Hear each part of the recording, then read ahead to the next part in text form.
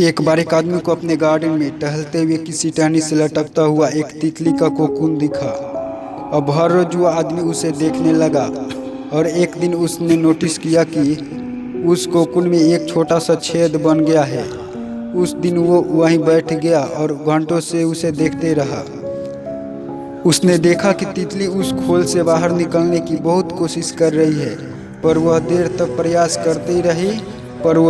प्रयास करने पर भी वो उस छेद से बाहर नहीं निकल पाई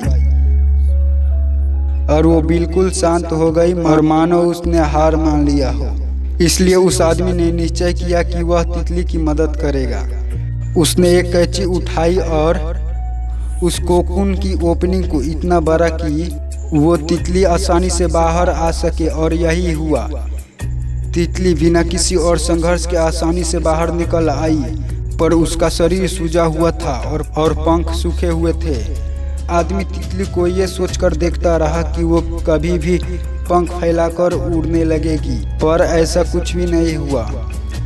इसके उल्टा तितली कभी उड़ ही नहीं पाई और उसे अपनी बाकी की जिंदगी इधर उधर सटते हुए बितानी पड़ी।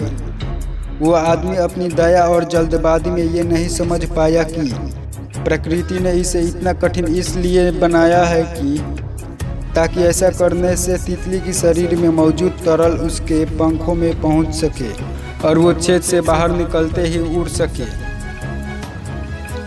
इसलिए दोस्तों, कभी कभी हमारे जीवन में संघर्ष ही वो चीज़ होती है जिसकी हमें सचमुच आवश्यकता होती है। यदि हम बिना किसी स्ट्रगल के सब कुछ पाने लगे तो हम भी एक अपंग के समान हो जाएंगे। बिना परिश्रम और संघर्ष के हम उतनी मजबूत नहीं बन सकते जितनी हमारी क्षमता है। ये किस्मत भी उसी का साथ देती है जो मेहनत करते हैं। मेरे दोस्त, आपके जीवन में आने वाले हर प्रॉब्लम्स को पॉजिटिव नज़र से देखो।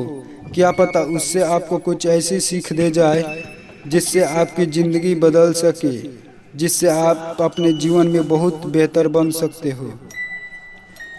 अगर आपको इस वीडियो से थोड़ा सा भी सीख मिला हो तो चैनल को सब्सक्राइब जरूर कीजिएगा। जय हिंद, वंदे मातरम।